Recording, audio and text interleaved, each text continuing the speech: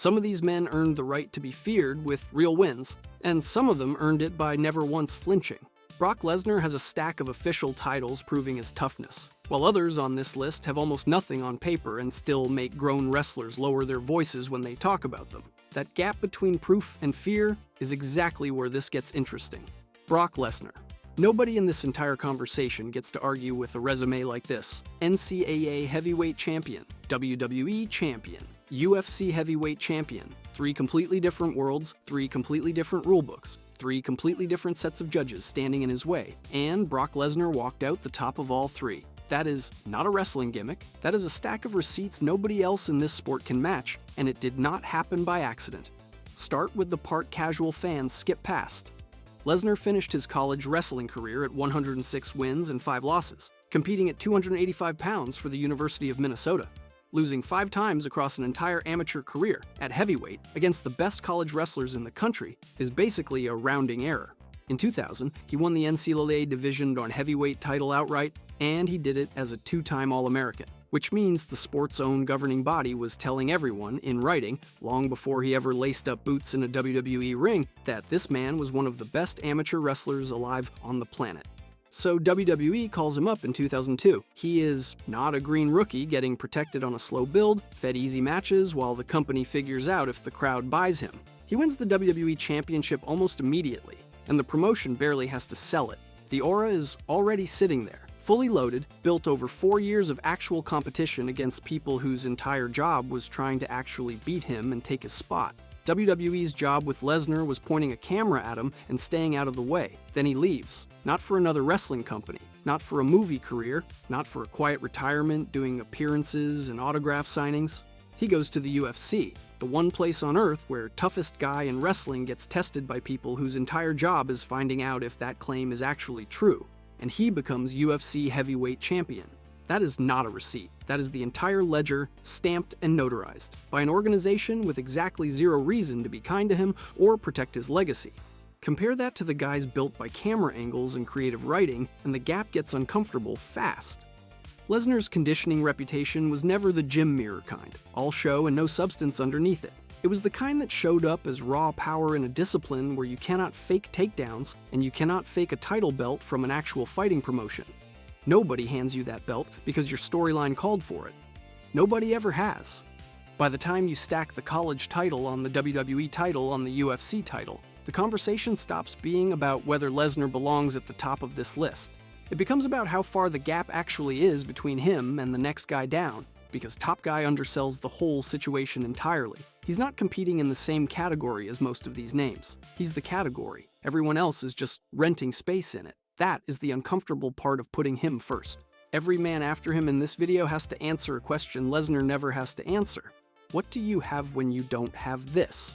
Some of them fought their bodies for one moment of proof and spent the rest of their careers paying interest on it. Lesnar just cashed the check early in 3 different currencies and kept every cent of it. But paperwork is cheap when your body never has to pay for it. The next man up has a receipt Lesnar can't match, and he collected it in the 60 seconds when he was too broken to even stand.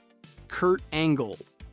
A man went to the Olympics with a broken neck and came home with a gold medal anyway. Not a sprained neck, not a stiff neck, a freaking broken neck, with a herniated disc pressing directly on his spinal cord, and Kurt Angle wrestled through the entire tournament like that was a minor inconvenience. This is a guy who won the World Championship back in 1995 as an amateur, before any of this even happened. 2-time All-American, 2-time national champion at Clarion University. That was already a serious resume before the injury that made him a legend.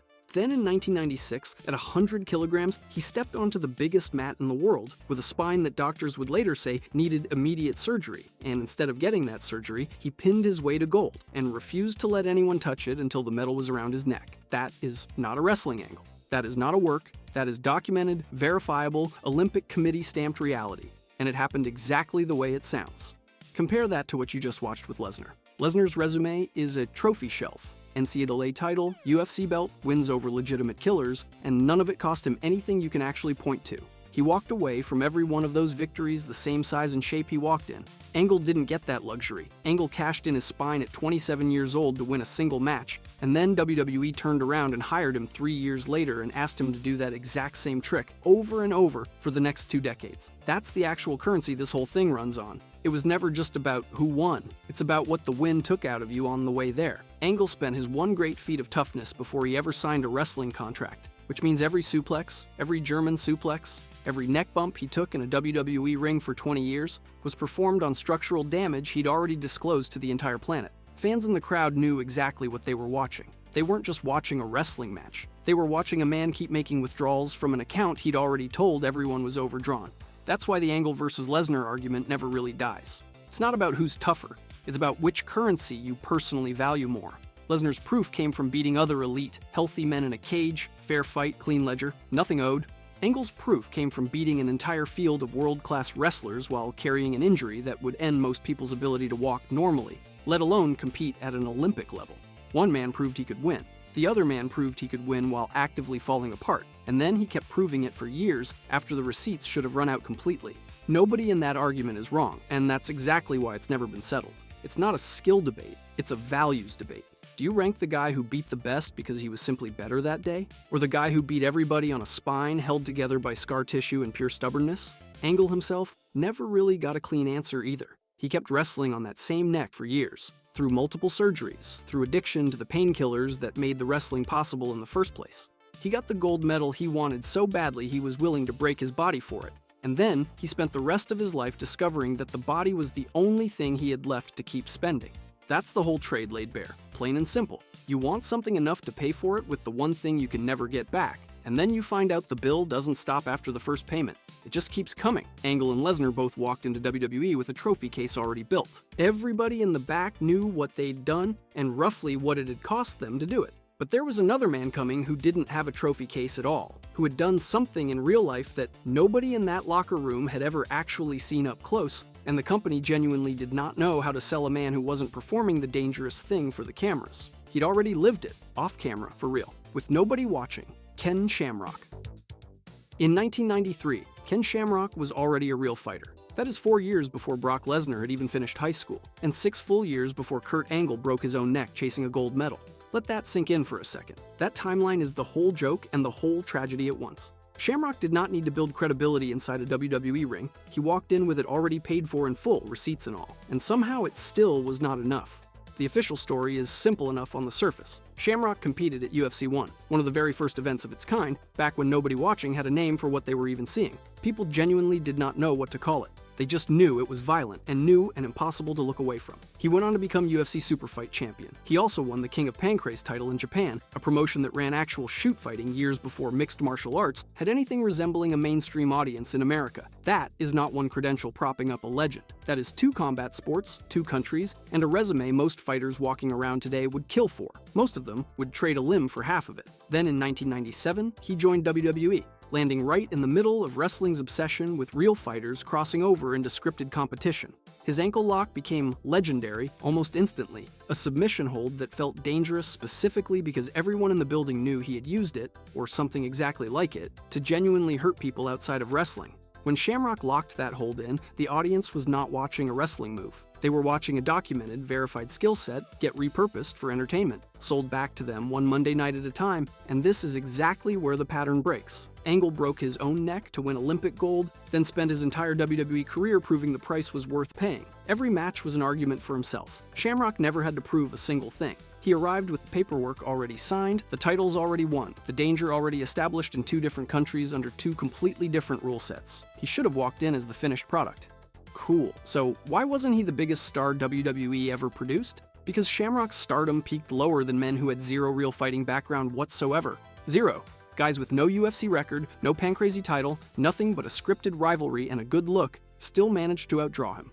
That is not an insult aimed at Shamrock. That is a diagnosis of what WWE was actually selling the whole time, and it is not what you would expect going in. Fans still argue this one constantly, and honestly, they probably always will. Some think Shamrock deserves a higher spot on pure legitimacy alone, since his UFC 1 run and his King of Pancrase reign are about as real as this industry gets. You cannot manufacture that resume in a writer's room. No amount of scripting produces a genuine title reign in a Japanese shoot-fighting promotion.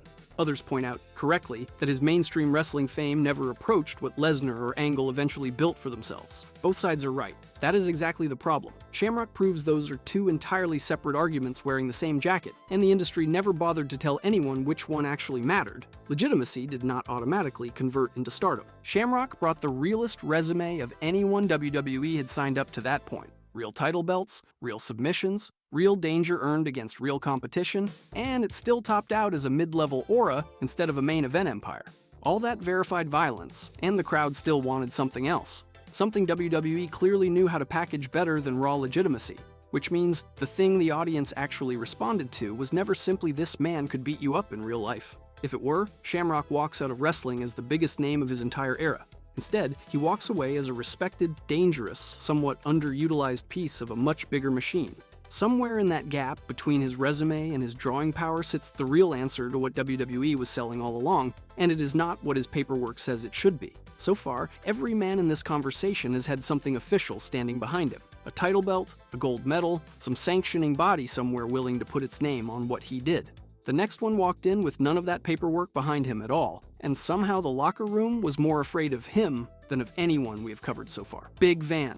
Vader. Vader has 0 cage fights, 0 submission victories, and not one legitimate combat sport result to his name, and he might be the single scariest man on this entire list. That should not add up. Every man before him on this list built his terror out of something you could point to. A mat, a medal, a sanctioning body. Vader built his out of nothing but what happened when the bell rang, and somehow, that turned out to be enough. The official version of Vader is simple enough. Big guy, football background, agile for his size, worked a physical style. That is the poster hanging in the lobby. It is not the file sitting underneath it. Before wrestling, Vader played professional football, including a stint with the Los Angeles Rams, so the size was never a costume he put on for television. That is a man who got hit by other professional athletes for a living, on purpose, for money, and then decided the next career should involve more violence, not less.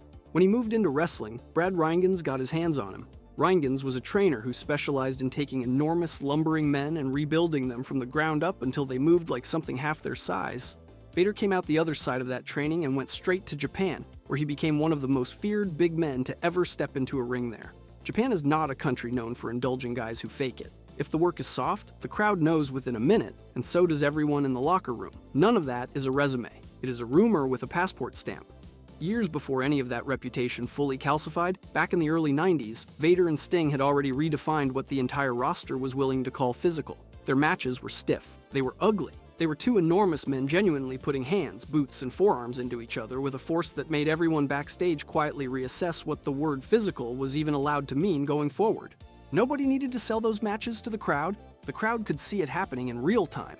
People who were standing in that building still bring those matches up decades later like they personally witnessed a car accident. Add 3 reigns as WCW World Heavyweight Champion, championships collected across multiple promotions on 2 separate continents, and a full decade of being the one big man that other big men quietly did not want to test, and you end up with the strangest kind of legend wrestling has ever produced. Not a fighter, not an athlete with a bracket, a weight class, or a governing body behind him, just a guy that everyone, independently and repeatedly, simply agreed was the one to leave alone, and that is the part that should needle you a little if you sit with it. There is no judge here, no scorecard, no medal ceremony to point to as proof. The entire case for Vader is built out of other wrestlers describing over and over, across decades, what it actually felt like to be in the ring with him, with the details never really softening with time the way old war stories usually do. That is not evidence in the way a title belt from an amateur circuit is evidence. That is testimony. Dozens of separate witnesses working in different eras and different promotions, telling the same basic story about the same enormous man without ever needing to compare notes first, which is a genuinely funny position for the scariest guy in the building to end up in. His entire dossier reads less like a stat sheet and more like a character reference letter, written collectively by a few hundred 300-pound men who all still sound a little rattled describing it. We just watched a man with actual credentials completely fail to buy the fear he wanted, no matter how hard he chased it. Vader flips that idea completely inside out. He never had the credentials to begin with, not one, and somehow he still generated more raw fear than almost anyone who did. Somewhere in Texas, a kid was breaking his own neck at the Olympics trying to legitimately earn the exact thing Vader got for free, simply by being physically impossible to move. That should not sit right with you. Honestly, it shouldn't, because if the fear was never actually tied to the paperwork in the first place, then whatever everyone has been calling legitimacy this entire time might just be a story that enough people agreed to keep telling each other. Vader at least had a body of work you could point at, matches you could watch back, opponents who could describe the damage in detail. The last man has almost nothing you can verify. The smallest name of anyone on this list, and somehow the strongest version yet of the exact thing all four of these men were actually selling. Steve Blackman. No Olympic medal, no UFC record, no amateur wrestling pedigree with a stack of tournament wins behind it, and yet ask any hardcore WWE fan from the late 90s who they would least want to run into in a parking lot, and a stunning number of them still say Steve Blackman before they say anyone else on this list. That should not be possible. It is the strangest resume in this entire ranking. Blackman trained in martial arts and carried himself like a man who genuinely did not want to talk to you, which turned out to be the entire performance. He did not cut promos about being a killer. He did not need to. He walked to the ring with a kendo stick, hit people with it like he meant it, and let the silence do the rest. There was no big verbal buildup, no bragging, no explanation, just the stick and the look on his face like this was the least interesting part of his day. 6 hardcore championship reigns followed, which sounds almost like a technicality until you realize the hardcore division was built for exactly one kind of guy. Someone who looked like taking a chair to the ribs was a Tuesday. He was booked as a loner. No stable, no manager, no comedy angle. Just a guy in the back who apparently trained seriously and preferred you did not ask him about it. Everyone else on this list had a story attached to their toughness. Blackman had a stare and a weapon, and somehow that was enough to make grown men in the locker room genuinely careful around him. Here's the part that actually matters, and fans get this wrong constantly. There's a persistent idea floating around that Blackman was some kind of proven elite-level fighter, a legitimate combat sports name who happened to wander into professional wrestling. Nothing in his record supports that. No major titles, no notable cage resume, nothing close to what Shamrock or Lesnar were carrying into the building. That belief is not canon. It is folklore that grew because he never once broke character to correct it. Nobody ever got a clean answer out of him, so the silence just kept getting filled in by whoever was telling the story that week. And that gap is not a flaw in his story. It is the whole story. Every other man on this list paid for his reputation with something you could point to. Lesnar paid with a heavyweight national title and an actual octagon. Angle paid with a fractured neck at the biggest stage the sport had. Shamrock paid with a cage record and a promotion that shared his name. Vader paid with testimony from people who got hit by him and never fully recovered from saying so out loud. Blackman paid with almost nothing you could hang in a trophy case, and somehow, the fear was just as real. Think about what that means for a second. If credentials were the actual currency here, Blackman should rank dead last and barely register. Instead, he ranks alongside men who broke necks and won gold medals, because it turns out the paperwork was never the product, the presentation was. The willingness to never crack, never joke, never let anyone see the moment where the tough guy decides tonight he would rather not. That is the piece Kurt Angle spent his career learning the hard way, wrestling on a body he had already cashed in once to prove himself was real. Blackman never had to cash in anything, because he understood from day one what everyone else figured out too late. Nobody in the audience was ever actually checking the paperwork. They were watching the eyes, the walk, the way a guy carried a weapon like it was an afterthought instead of a prop. So run it back. Lesnar has the amateur pedigree and the UFC win and somehow still gets people saying, yeah, but was he really that scary? Shamrock has a legitimate cage record and people argue about how it holds up. Vader has decades of grown men wincing when they describe getting hit by him and people still call it wrestling exaggeration. Blackman has a kendo stick, a bad attitude, and 6 hardcore reigns nobody outside diehard fans even remembers. And somehow his name gets said the quietest and the most seriously of all 5. That is not a coincidence. That is the answer. Legitimate toughness in professional wrestling was never actually measured in medals or records or cage time. Those things helped. They gave 4 of these men a receipt to point to when someone doubted them, but the receipt was never the reason people believed. The reason was simpler and colder than that. Not one of these 5 ever let you watch them flinch, hesitate, or clock out. Lesnar's records, Angle's neck, Shamrock's cage, Vader's bruises, they were 4 different bills for the exact same purchase, and Blackman is the only one who bought it with nothing but nerve. He has almost none of the receipts and all of the fear, which means the receipts were never what made any of these men dangerous. Strip away the medals, the cage time, the fractured vertebrae, and what is actually left standing is the same thing every single time. A guy who refused to let the room see him hesitate. What made them dangerous was that they never once let you see them decide not to fight. If you enjoyed this video and want to see more, click the video on the screen now.